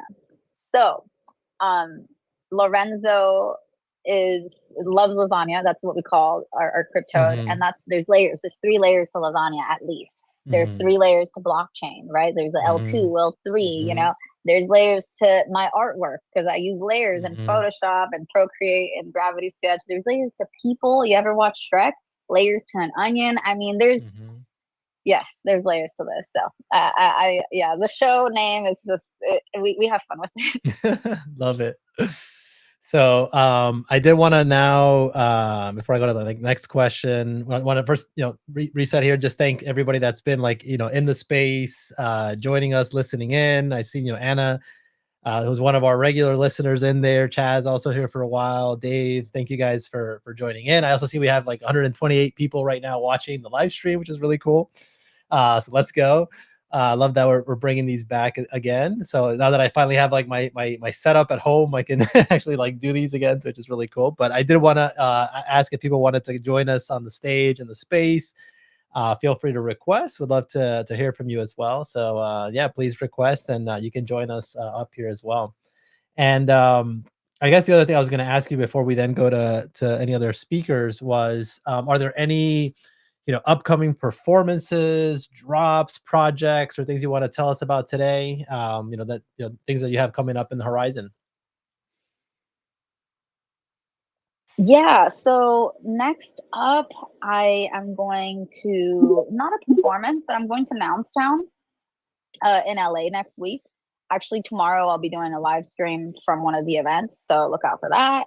Um, After that, the next thing I have on the horizon, like I said, I've been kind of not super on my game booking performances because of the move. So Mhm. I feel a little bit like, oh my God, it's pretty far out. But in November, I have the opportunity to perform in Italy.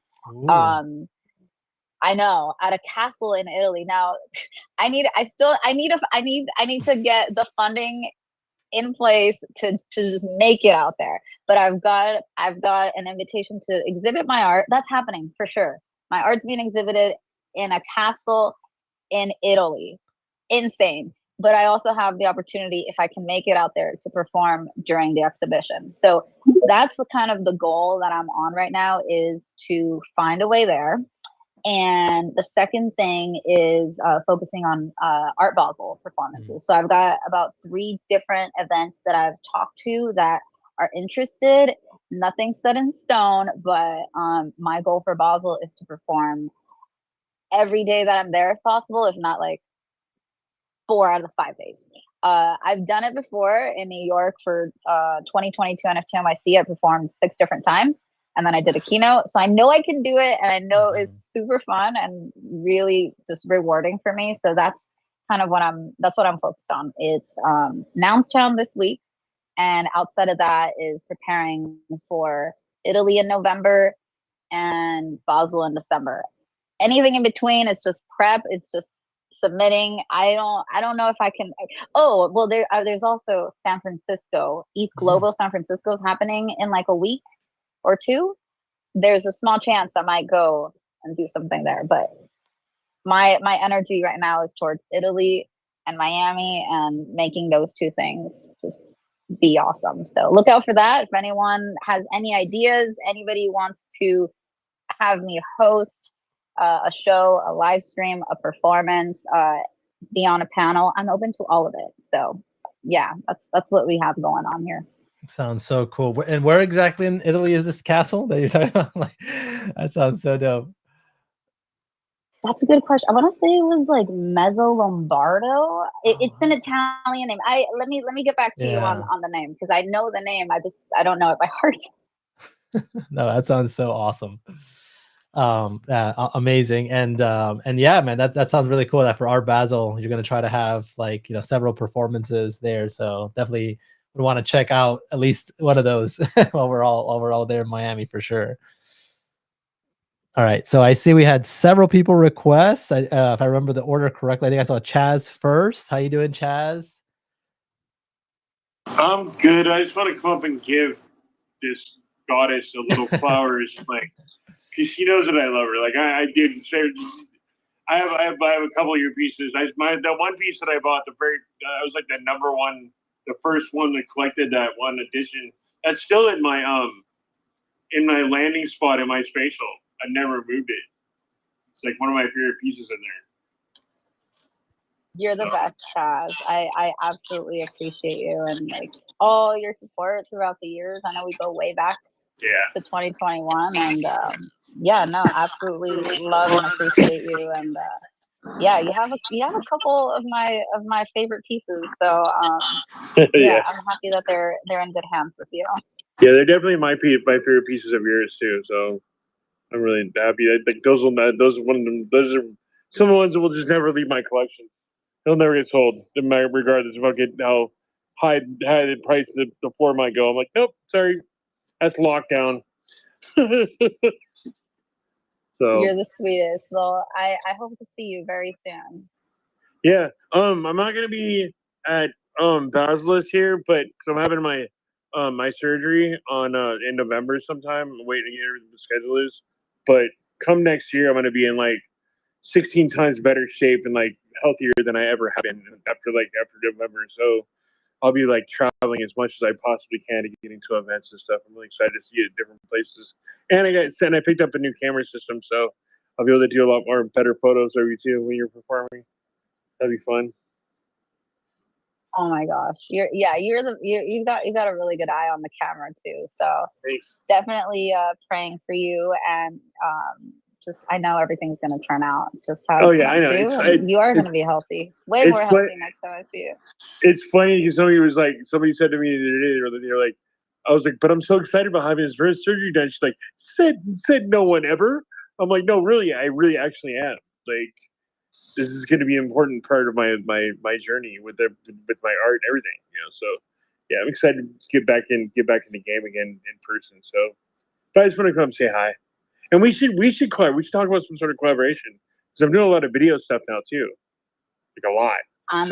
I'm here for it. I'm here for it, Chaz. Yeah. There's someone I would collaborate with. I think we may have talked about it before. But I think it might be time. I think it's time. Yes. Yeah, and I've gotten a lot more involved with my knowledge of like a lot more like creative like tools and stuff like that too. So that's yeah.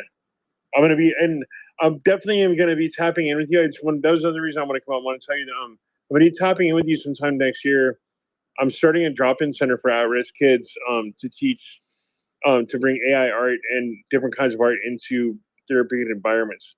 So one of the things I want to be able to do is tap in with people like, especially like you, that I could have you come in and like do like a class on VR art, like remotely even, you know what I mean? And just have it like have it projected on the wall and they can learn that way. So that's something that I'm working on putting together and getting a grant to get that done finally. So that's my dream that I've always been talking about while I went to school. This is actually going to happen now. So you're on the top of my list of people to come in and like and do like some sort of like guest spot class or something sometime next year. I would be honored, and congratulations on getting that. Like yeah. I just let me know. I'm happy to do that. Cool. Absolutely. Thank you. Hi, Paige. Yeah. Awesome. Thanks for having me up. I need to tap in with you too about other stuff. So yeah, I'll send you a DM. Yeah, definitely hit me up, man. And that sounds so cool. And also just, hope the surgery and everything goes well, man. And thank you so much for coming by and giving some flowers to Creatress. Of course. Appreciate you, man. All right. So I want to go next to our dear friend Anna. How you doing? Hey guys. Very happy to be here. Hey, Giancarlo, Jennifer, Creatress, Just Gold in the house. That's what's up. Wishing you best of luck in your procedures, whatever you're going through. And of course, Creatress, it was really great to get to know more about you. I am a huge fan of the Artist Spotlight show that Giancarlo and Jennifer do on a weekly basis because yes, that's a pathway of learning so much deeper about someone. And of course, I'm mostly excited to hang with you and art during Art Week for the art residency, which I'm very honored to be part of, and getting to know more. And damn, talk about glass blowing thing, girl. That thing is. I mean, I don't know if I would put it on my bucket list, but if opportunity arises, hells to the yes. We were in Czech Republic several years ago, and we happened to go outside of Prague, and I don't remember the name of that town, but we happened to go into the factory where glass blowing was happening literally right in front of us. And OMG to the G, where I was so mesmerized by that process. Here's a fun fact about glass blowers. Well, not in America, at least those that live and work in in Czech, or let's just say Bohemia, right? That's the region what it's known for. Actually, if you ever think of Bohemian glass chandelier, think that's where it comes from. Actually, so one of the fun facts we actually learned about that these glass blowers they actually are encouraged. You'd be shocked to drink beer on the job No and way. smoke cig. Yes, way. Yes, it's a fact. We were like, what? No. Yes, they are literally smoking cigarettes and drinking beer on the job. That was the funniest thing ever. I mean, you would think, right? The coolest job in the world. You get to create something so extraordinary and so elegant and so precious because yeah, one slight mistake and boom, everything is done, and we say no mistakes in art. Well, that mistake can be a costly thing. So, and I'm pretty sure these people, well, glass blowers, they go through vigorous years of training, but that would be definitely something I'd love to one day. I'm not putting it in my bucket list, but that's just how I am because if I happen to be in the right place in the right time, then hell to the yes, checking that list off of my list. But you girl, really, your story is really incredible because going from one place to another place, and I can certainly relate. I've lived in big cities most of my life, and now I'm actually in a suburbia, so I get to enjoy all the greenery and the quietness, bird tripping, hummingbirds flying to my bottle brush tree. Man, oh man, I love it. And of course, I love to dedicate time to gardening and plant flowers. And yeah, I'm a flower lover for sure and a nature lover. So I resonate with what you're experiencing. Actually, the opposite of that because you don't get to be surrounded by nature. And it's very, very unfortunately how big cities kind of overtake all the green spaces and they leave little room for parks. And even if you go into that park, well, you bring your kids to the park and like everything is like kind of like covered by the rubber or other stuff, but nothing. But there's not no greenery in there, barely trees or whatnot. But whatever. But anyways, I'm rambling. I just definitely want to stop by, give flowers to you for sharing the story. I enjoyed it immensely, and of course, give flowers to Giancarlo and Jennifer for having a phenomenal interview with you guys. So that's all I got. Thank you so much, Anna. I absolutely appreciate you, and I listened to your interview too, so I know that you are into the peonies, the tulips. I also love peonies, so I'm right there with you. I didn't really talk about that too much, but I did used to have a big garden. Not even in Maui, back when I was here in San Diego, and that's one thing I will say about San Diego, that it's one of the greener cities, so it's like the worst. It's not like the worst, but yeah, it's so much nicer when you can have your own garden and you live in a neighborhood that's just like so green. Yeah, I've always been into that. But thank you so much for the flowers, for the peonies, Miss Anna. Yeah, thank you. I just want to quickly say I'm shocked you remembered all of that. Yes, peonies is one of my favorite flowers, but unfortunately in Florida they don't make it. It's more of a four season. You need 4 seasons in order for that thing to grow. But tulips is funny thing is whenever I go to Trader Joe's, I'd be sure to pick them up as soon as I see them. Right now, it's definitely not a season of tulips, but that's another one. But for sure, thank you for remembering that. Wow. Talk about making quick impressions on someone with flowers. There you go. Flowers always make me happy. So I'm glad I'm not the only one there. Nah, I'm a flower girl too, and I can't wait to see you in Miami. And now I'm like, maybe we're gonna have to have some peonies on the table at the house. I don't know, or some tulips. I'm just Oh gonna my have gosh. to, but when I go get food for the fridge, I'm gonna have to grab some peonies for you guys. Looks like. Just gonna put it on the shopping list. Well, Anna, thank you so much for coming up, for regularly supporting our spaces, and you know, coming up to give flowers, your opinions, and always appreciate you. And definitely, you know, stay safe. I know, you know, the storm's coming your way there to where you, Jenny, you, everyone there in Florida. So I'm keeping you guys in my thoughts and prayers. You know, so yeah, just wanted to just wish, you know, hope you stay safe, and thank you so much for tuning in. All right, I think I saw David also on the stage. Hey, David, how you doing? Hey, how's it going, guys? Doing Thanks for well. having me up.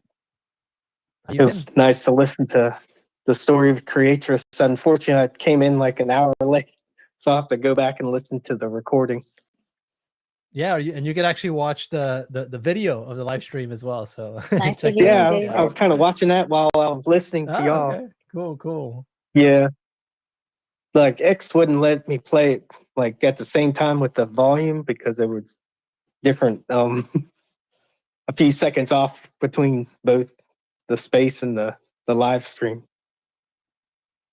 Yeah, what they need to do is start allowing you to do like a combined space live stream, you know, instead of us having to do like stuff through a different app. But yeah, appreciate it, man. Thanks for tuning in. And yeah, you can definitely, you know, catch the beginning part of it from the recording later.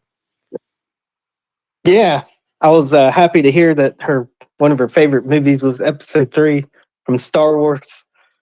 I remember I had mentioned that in y'all's space before, Oh, that's and so funny. Giancarlo was like, "Oh, that's interesting. I've never see you liking that movie." I was like, "What do you mean?"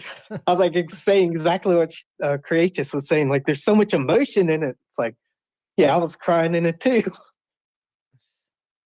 But my yeah, gosh, yeah. and Like the you effects are just amazing. Like as a creative person, like artist, like that kind of eye candy is like always so dazzling, you know, on the big screen and stuff. And it's made by like iconic director George Lucas. Like he was like the first like director that I was introduced to seeing like movies in the theater. Like I went to see A New Hope in the theater back in 1977. Like my dad took me and my sister there. And like from then on, we were just loved the Star Wars. Like it kind of just became like a cultural iconic thing back then. Oh, wait, Chris, were you trying to say something? But I think you're on mute right now. am I on mute? No, Creatress was. I wasn't sure if she was trying to. Yeah. Oh, Yeah. okay. I guess I muted. I was getting real passionate. All I was saying was like, y'all, there's so many human themes and emotions that they touch on in this movie. And even with like Ben Kenobi trying to like save him from himself and being like a good mentor and like, oh my God, there's just so much. There's so much there. I feel like we'd have a whole episode talking about episode 3. So I'll stop. Yeah, Here. the ending of when he's like, "You're my brother," like all this, and like you were supposed to be the chosen one. Hey, Creatress, have you ever watched the Clone Wars, like the animated series? Oh, I have. I have watched Clone Wars and with my son mainly. I couldn't get into it as much, but I did watch quite a bit, and I've watched all of, like, the side shows too. You know, The Mandalorian and the new one with Andor. Yeah, I'm bought in. I'm fully bought in. I Fully. even play Beat Saber in VR. My first VR experience, also, by just real quick because we're talking about this, it was a Star Wars experience. It was a Star Wars immersive experience at the Venetian in Vegas, and like it was this place called the Void. You would pay per person. They put a headset on you, a vest, and like give you a gun, like obviously like a virtual one, and you were like a stormtrooper, like going through like one of the bases that Darth Vader had. So that was my first VR experience. So it's just got to put it out there, David. I thought you might enjoy that. Might have to check that out. But they have a nice thing at Disney too. I think, is that where you were talking about, the one at Disney? No, this No. was at like a place in Vegas, actually. I haven't seen the Star Wars stuff at Disney, but that is also on my bucket list. I need to go. My son went, so he got the experience. I need to go do it sometime soon. So yeah, I'm excited for that. Cool. Well, I'm really looking forward to meeting you in Miami, because I think you're part of the residency, right? The One Love. Yes. Oh my gosh. Yes. Maybe at some point there'll be a not Harry Potter. Oh, Harry Potter too. A Star Wars movie playing somewhere. Well, let's watch I episode don't 3. know. Let's put it on. So I'd be I- like, Yeah. I'd rather do Art Basel than watch that again. I've probably seen it like 70 times. But listen, when there's downtime in the Mhm. house that David is staying at, well, Giancarlo too, Mhm. because I kind of put all the gents in like one area. That house has a movie room, Ooh. so maybe we could just like pick a movie. It doesn't have to be the Star Wars one, but something that everybody would vibe with. We could do that. Yeah, that would be cool. I love it. Definitely not awesome. the Yeah, Megalopolis. Don't follow for not being in Miami this year. Oh, Chaz. Yeah, well, we have plans of doing more, not just another one, because we've done, Miami several times now. This would be technically the third. The first one, though, that we like officially called it a residency, right? But sorry, I need water. But actually, Luco is actively planning with the Art Cartel, like something for Colombia. Really? And yeah, and the moment that I did the post on the Miami art residency, Mirellita reached out to me. She said she wanted to plan something in like Europe and Spain. Mirellita So from like, Spain? Okay, yeah. yeah, so like I feel like one thing leads to another. That's Mhm. kind of like the really cool thing about One Love. So I feel like Chaz, like you're gonna probably soon have so many different opportunities to go to like really dope places and do these things. So yeah, don't fret. And we'll also be, taking videos and pictures and sharing that all with everybody.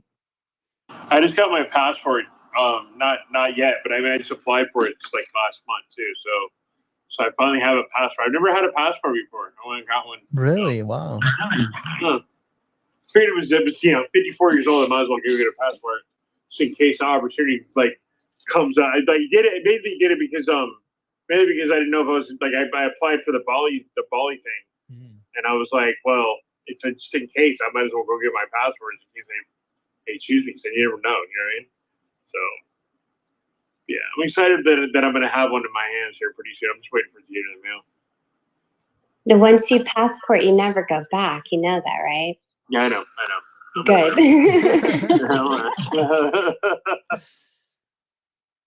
That's awesome. Well, yeah, Chaz. Hopefully, if not this one, it'll be the next one for sure, man. So we'll keep thinking of you. Next year it's on and cracking next year. I'm racking up so many like credit card points right now, and building up my credits, and have so I can just go travel comfortably. Like I've been saving for all of this for so long that this is just once I'm done with this surgery and I get healthy again, I swear, man, it's I'm never gonna be home.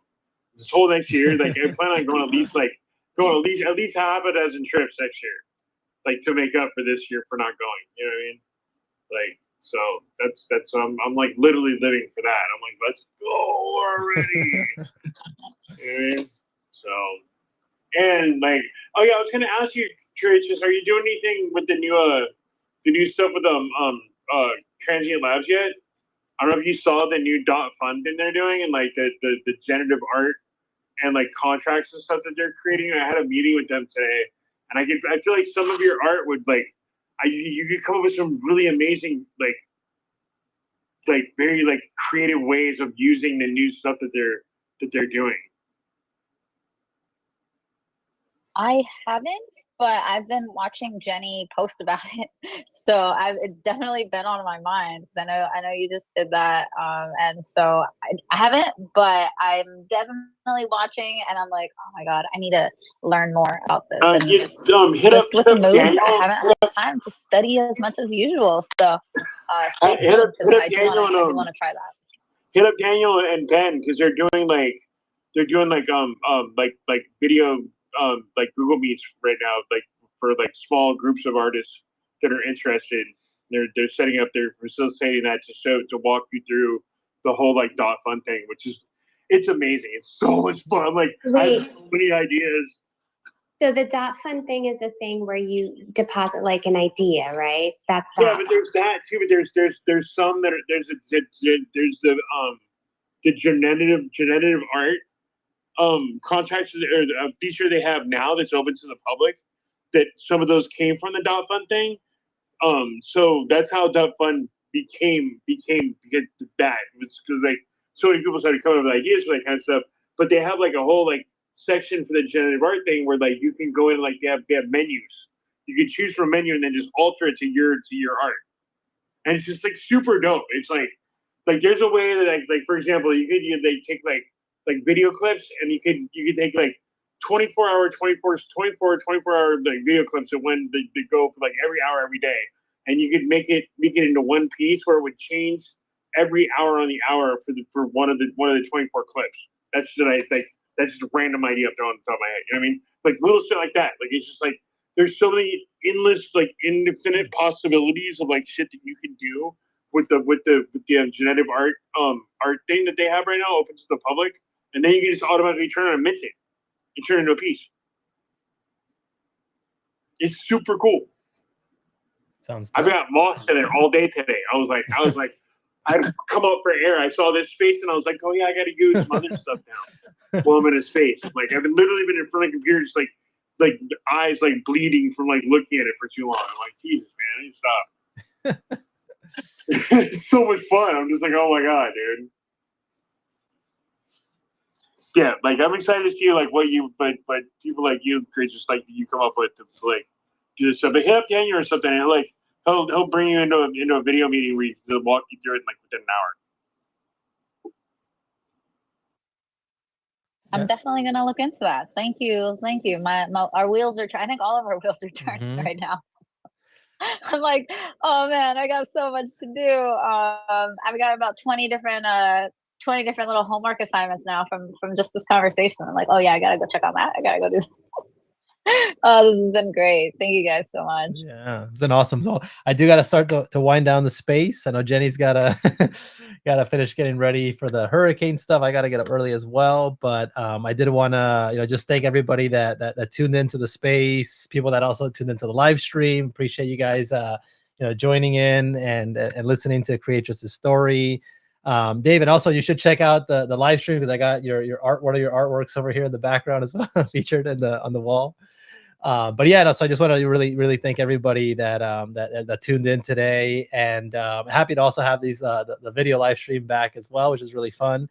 And yeah, Creatress, thank you so much, for being our guest today. It was so cool to get to know more about your artistic journey, your creative process, other passions that you have as well, and just so many cool things that we touched on today. I'm very excited also to just get to hang out also in person when we're all in the Miami residency in just a couple of months. So that'll be really exciting. And And people, definitely continue to support Creatress. There's layers to this, her show. I'm going to be also, checking that out and subscribing.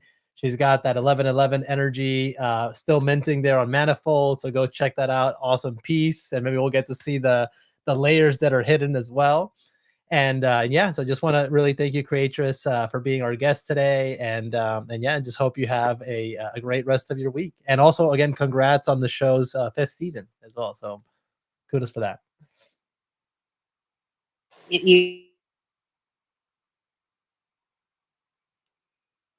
Oh wait, you're on mute. Hold on.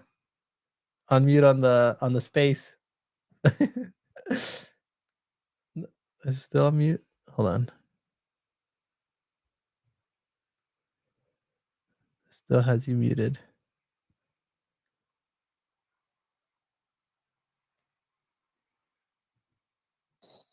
Says she's connecting. Oh, okay. She might have lost. I think yeah. Let's see. Oh no. Okay, we got to promote her again.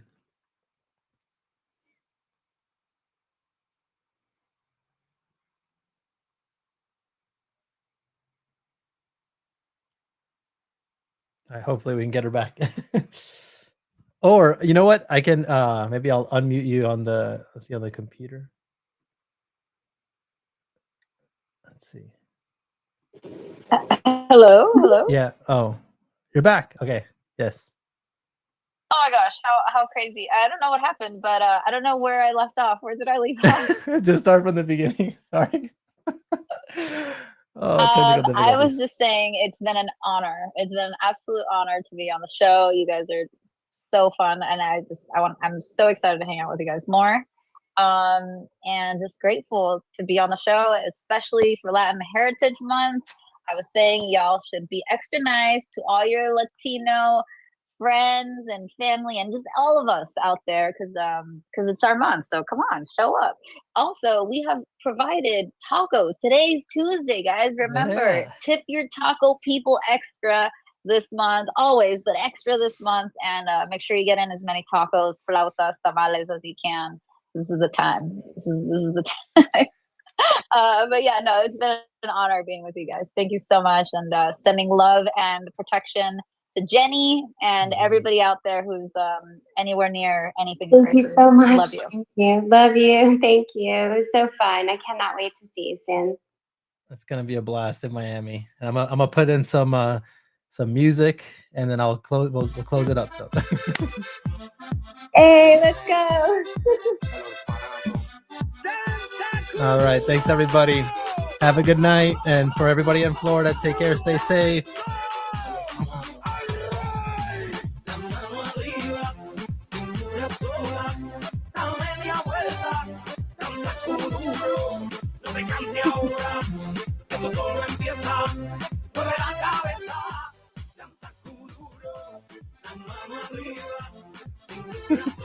Let me unmute you guys over here.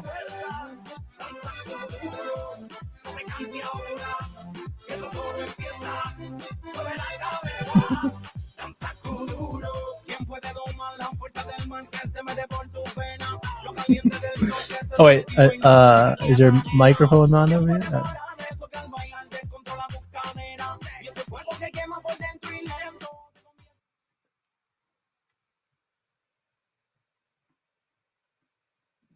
All right. Can you guys hear me? Okay, there we go. Okay, there. Yeah. Thank you. It's so fun. And sorry for all the technical difficulties, but yeah, we made it through. We made it through. Yeah, we did what we worked right through it, so don't worry. But yeah, no, I won't keep you guys any longer. I know Jenny's thirsty too. I always have to have water, so. But yeah, no, thank you guys so much, and yeah, I'm here. Sounds good. All right. Well, take care. Have a good night, and yeah, we'll keep in touch, and then yeah, we'll see each other in Miami for sure. So much love. Yeah. All right. Stay safe. Talk soon. Take care. Bye bye.